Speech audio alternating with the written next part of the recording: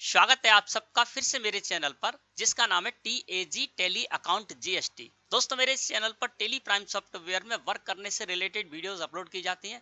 इसके साथ ही साथ GST से रिलेटेड टॉपिक्स भी मैं अपने इस चैनल पर क्लियर करता हूं और GST पोर्टल पर जो फीचर्स हैं उनको आप किस तरह से यूज करेंगे इससे रिलेटेड वीडियोस भी आपको मेरे चैनल पर मिल जाएंगी। तो यदि आप ये सब कुछ सीखना चाहते हैं तो इस संबंध में मेरे चैनल पर जो वीडियोज अपलोड है उनको देखकर आप सीख सकते हैं, जानकारी ले सकते हैं, ज्ञान अर्जन कर सकते हैं। तो चलिए दोस्तों देखते हैं कि आज हम क्या सीखने जाएंगे। आज का हमारा टॉपिक क्या रहेगा। दोस्तों आज की वीडियो में बात करेंगे एक प्रॉब्लम के सॉल्यूशन के बारे में। प्रॉब्लम क्या है और उसका सॉल्यूशन क्या है, चलिए जानते हैं। दोस्तों मान लीजिए गेटवे ऑफ टेली मुख्य मेन्यू है और यहाँ से मुझे बाउचर एंट्री करनी है, तो बाउचर्स को सिलेक्ट करके मैंने एंटर प्रेस किया। अब यहाँ पर होता यह है दोस्तों कि मैंने यहाँ पर F5 प्रेस कर दिया और पेमेंट बाउचर में मैं अपने बैंक अकाउंट से कोई भी पेमेंट करने जा रहा हूँ तो उसकी एंट्री पेमेंट बाउचर में करूंगा। इसी तरह से मैंने F6 प्रेस कर दिया और F6 प्रेस करने के बाद रिसिप्ट बाउचर हमारे सामने इस तरह से आ गया। और रिसिप्ट बाउचर में यदि मैं अपने बैंक अकाउंट में कोई भी अमाउंट, कोई भी पैसा किसी भी पार्टी से रिसीव करने जा रहा हूं तो मैं रिसिप्ट बाउचर में एंट्री करता हूं। F4 प्रेस करता हूं तो कॉन्ट्रा बाउचर हमारे सामने आ जाता है जिसमें कि मैं कैश डिपॉजिट, कैश विड्रॉल और अपनी ही कंपनी के एक बैंक अकाउंट से दूसरे बैंक अकाउंट में फंड ट्रांसफर की एंट्री करता हूं। अब यहाँ पर होता क्या है कि जैसे मैंने F5 प्रेस किया और यहाँ पर स्टेट बैंक ऑफ इंडिया का मैंने यहाँ पर लेजर लगा दिया है ना, तो स्टेट बैंक ऑफ इंडिया में हमारा एक करंट अकाउंट है, उसका लेजर मैंने यहाँ पर लगा दिया और गंगा ट्रेडर्स को मैं यहाँ पर पेमेंट करने जा रहा हूँ। मान के चलते हैं कि मैं यहाँ पर 60,000 रुपए का इनको पेमेंट करने जा रहा हूँ। इस तरह से मैंने एंटर प्रेस किया और एंटर प्रेस किया तो देखिए दोस्तों हमारे सामने क्या होगा, यहाँ पर एक डायलॉग बॉक्स, एक विंडो खुलकर आ जाती है। देखिए मैं इस जगह पर आ गया और ये होती है बैंक अलोकेशन। ये देखिए हमारे सामने खुलकर आ गया। अब दोस्तों होता यह है कि यहाँ पर हमको एंटर प्रेस करते हुए इससे आगे जाना होता है, उसके बाद ही हम एंट्री को पूरी तरह से कर पाते हैं, तो इसमें हमें काफी समय लग जाता है। इसके अलावा कभी कभार ऐसा भी होता है कि दोस्तों टेली प्राइम सॉफ्टवेयर है वो मल्टी यूजर सॉफ्टवेयर है। कई लोग इसको अपनी अपनी इच्छा अनुसार, अपनी अपनी आवश्यकता अनुसार यूज करते हैं और जब हम पेमेंट वाउचर में एंट्री करने जाते हैं तो इस तरह का जो डायलॉग बॉक्स खुलकर आता है इसकी हमको जरूरत नहीं होती है। हम यहाँ पर कोई भी डिटेल नहीं डालना चाहते हैं, है ना। तो क्या करना होता है कि इससे हमारा समय खराब होता है। हम एंटर प्रेस करते हैं, उसके बाद हम यहाँ पर आते हैं और फिर हम इसको एक्सेप्ट कर पाते हैं। इसी तरह से क्या होता है दोस्तों कि मैं यहाँ पर वाउचर एंट्री में आया और F6 प्रेस कर दिया, रिसिप्ट वाउचर को मैंने यहाँ पर ओपन कर लिया। अब मैं अपने किसी बैंक अकाउंट में कोई भी अमाउंट रिसीव करने जा रहा हूँ। मान लीजिए मैंने state bank of India current account में कुछ भी अमाउंट रिसीव करने जा रहा हूँ और दीपक ट्रेडर्स हमारी एक डेटस पार्टी है, उससे मैं यहाँ पर 20,000 रुपए रिसीव करने जा रहा हूँ। एंटर प्रेस किया। अब यहाँ पर ये बैंक अलोकेशन का आ गया यहाँ पर डायलॉग बॉक्स और मुझे इसकी जरूरत नहीं है, लेकिन फिर भी मुझे इसको एंटर प्रेस करके इसको यहाँ से आगे जाना होगा और तब हम इस एंट्री को एक्सेप्ट कर पाएंगे। इसी तरह से दोस्तों यदि हम फिर से बाउचर एंट्री में चलते हैं और F4 प्रेस कर देते हैं, कॉन्ट्रा बाउचर में यदि हम कैश डिपॉजिट की एंट्री करने जाते हैं तो कैश डिपॉजिट की जब हम एंट्री करने जाते हैं तो यहाँ पर हम state bank of India current account का लेजर लगा देते हैं। यहाँ पर कैश का लेजर लगा दिया और यहाँ पर मान के चलते हैं 1 लाख रुपए हम कैश डिपॉजिट करने जा रहे हैं और इस तरह से जब आते हैं तब भी यहाँ पर एक डायलॉग बॉक्स खुलकर आ जाता है और यहाँ पर हमको कोई भी डिटेल नहीं डालनी है, तब भी इसको एंटर प्रेस करके हमको इसको आगे जाना होगा और तभी हम एंट्री कर पाएंगे। तो इस तरह से क्या होता है दोस्तों कि कभी कभार क्या होता है कि बहुत सारे कार्य हमको इस तरह से करने होते हैं, हजारों एंट्री हमको करनी होती हैं और हजारों एंट्रियां जब हम करनी होती हैं तो हम क्या करते हैं, बैंक अकाउंट के लेजर में ही चले जाते हैं और वहां से कॉपी करते जाते हैं, चाहे रिसिप्ट की एंट्री हो, चाहे पेमेंट की एंट्री हो, चाहे कॉन्ट्रा वाउचर की एंट्री हो।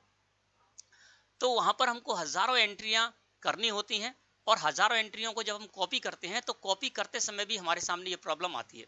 यदि हम कॉपी करते हैं और कॉपी करने के बाद उसको एक्सेप्ट करना चाहते हैं कंट्रोल ए के साथ, यानी हमें डायलॉग बॉक्स जो खुलकर आता है बैंक अलोकेशन का, वहां कोई भी डिटेल नहीं डालनी होती है। तो यदि हम कंट्रोल के साथ ए प्रेस करके उसको एक्सेप्ट करते हैं तो 3 बार हमें कंट्रोल ए कंट्रोल ए कंट्रोल ए प्रेस करना होता है, तब हम उसको एक्सेप्ट कर पाते हैं।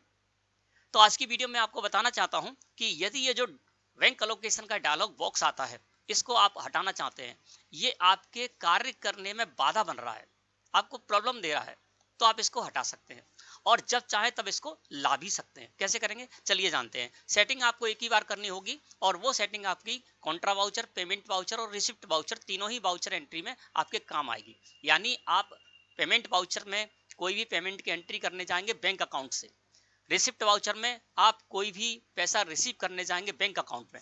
कॉन्ट्रा वाउचर में आप कोई भी कैश डिपॉजिट की, कैश विड्रॉल की या फिर फंड ट्रांसफर की एंट्री करने जाएंगे तो वहां पर एक साथ सेटिंग हो जाएगी, है ना। वो डायलॉग बॉक्स हट जाएगा। कैसे हटाना है चलिए जानते हैं। इसके लिए आप चाहे F5 प्रेस कर दीजिए, चाहे F6 प्रेस कीजिए, है ना, और चाहे आप F4 प्रेस कीजिए। कहीं से भी आप सेटिंग कर सकते हैं, चाहे पेमेंट वाउचर खुला हो, चाहे कॉन्ट्रा वाउचर खुला हो, चाहे रिसिप्ट वाउचर खुला हो। इसके लिए क्या करना होगा, आपको यहाँ पर साइड में बटन बार है, सबसे नीचे आपको एक बटन मिलेगा जिस पर लिखा होगा F12 कॉन्फ़िगर। आपको इस पर क्लिक कर देना है। या तो इस बटन पर क्लिक कर दीजिए या F12 प्रेस कर दीजिए कीबोर्ड से। तो मैंने F12 प्रेस किया कीबोर्ड से। जैसे ही आप F12 प्रेस करेंगे कीबोर्ड से, आपके सामने स्क्रीन कुछ इस तरह से आएगी और इस जगह पर आने के बाद आपको यहाँ पर एक ऑप्शन मिलेगा, उस जगह आपको आ जाना है। देखिए यहाँ पर बैंक डिटेल के अंतर्गत आपको यहाँ पर लिखा हुआ मिल रहा है यूज डिफॉल्ट बैंक अलोकेशन। इसको आप यस कर दीजिए, ठीक है ना। इसके साथ ही साथ मैं आपको दूसरे वाउचर में जब आप करने जाएंगे तब भी आपको बता देता हूं। जैसे आप यहाँ पर F5 प्रेस करते हैं और पेमेंट वाउचर में खोलकर फिर आप ये सेटिंग करना चाहते हैं तो F12 प्रेस कीजिए, तो आपके सामने स्क्रीन कुछ अलग तरीके से आएगी, लेकिन कॉन्फ़िगरेशन दोनों ही जगह एक सा ही है। इस जगह भी जब आप आएंगे, यानी पेमेंट वाउचर और रिसिप्ट वाउचर में जब आप आएंगे तो आपको यहाँ पर मिलेगा बैंक डिटेल्स के अंतर्गत।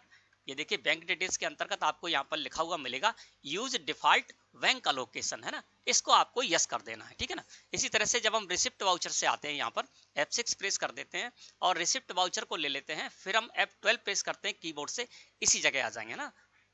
तो जब आप पेमेंट और रिसिप्ट वाउचर में सेटिंग करेंगे, जब आपका पेमेंट वाउचर या ओपन होगा या रिसिप्ट वाउचर ओपन होगा, तब आपके सामने कॉन्फ़िगरेशन की स्क्रीन कुछ इस तरह से आएगी। तब आपको क्या करना है, बैंक डिटेल्स जो यहाँ पर लिखा हुआ है उसके अंतर्गत आना है और यहाँ पर आपको लिखा हुआ मिलेगा यूज डिफॉल्ट बैंक अलोकेशन। इसको आप यस कर दीजिए।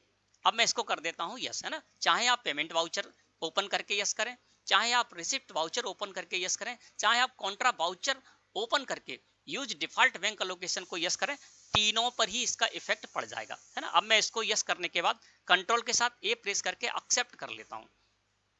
अब देखिए जब मैं F5 प्रेस करता हूं और यहां पर स्टेट बैंक ऑफ इंडिया से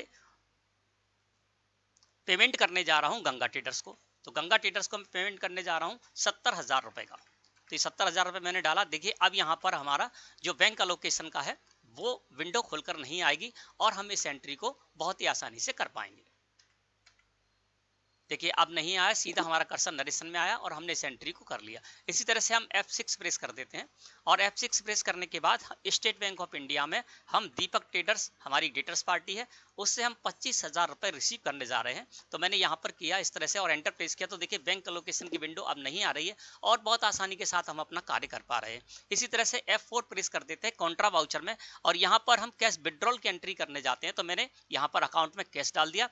state bank of India current account का मैंने लेजर यहाँ पर लगा दिया और 45,000 रुपए हम यहाँ पर कैश विड्रॉल करने जा रहे हैं। ये देखिए मैंने डाला और एंटर प्रेस किया, तो देखिए बैंक अलोकेशन की जो विंडो वो नहीं आ रही है और हमारे कार्य करने में इससे कोई बाधा भी नहीं हो रही है।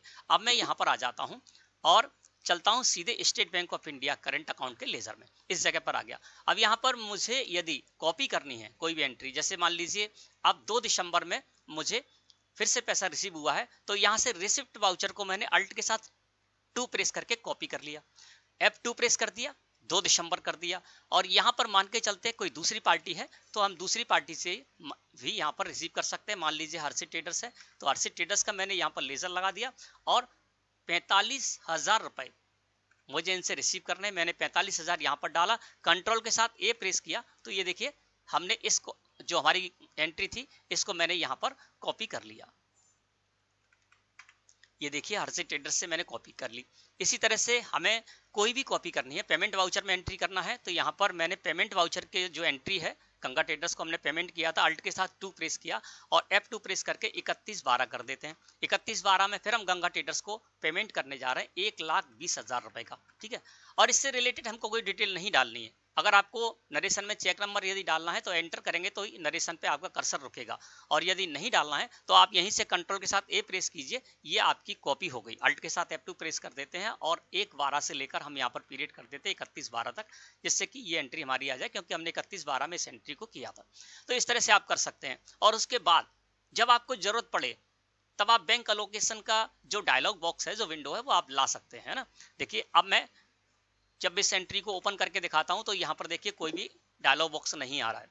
अब आप चाहते हैं तो आप क्या कीजिए, पेमेंट वाउचर में आ जाइए, चाहे रिसिप्ट वाउचर में आ जाइए, चाहे कॉन्ट्रा वाउचर में आ जाइए और फिर से आप F12 प्रेस कर दीजिए।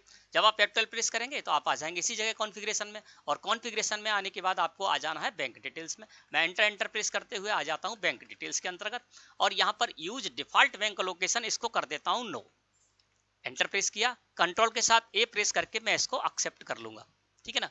अब देखिए, अब मैं पेमेंट करने जा रहा हूँ फिर से state bank of India current account से गंगा ट्रेडर्स को पेमेंट करने जा रहा हूँ 4,50,000 रुपए का, ठीक है ना। तो ये मैंने यहाँ पर डाल दिया, एंटर प्रेस किया तो देखिए अब यहाँ पर बैंक लोकेशन आ गया, ठीक है ना। तो जब चाहे तब आप इस विंडो को, इस डायलॉग बॉक्स को, इस फॉर्म को आप यहाँ पर ला सकते हैं, और यदि ये डायलॉग बॉक्स आपके लिए प्रॉब्लम दे रहा है तो जब चाहे तब आप इसको हटा सकते हैं। तो दोस्तों मैं समझता हूं कि आज का टॉपिक आपको अच्छे समझ में आ गया होगा। वीडियो अच्छी लगी हो तो लाइक करें। धन्यवाद।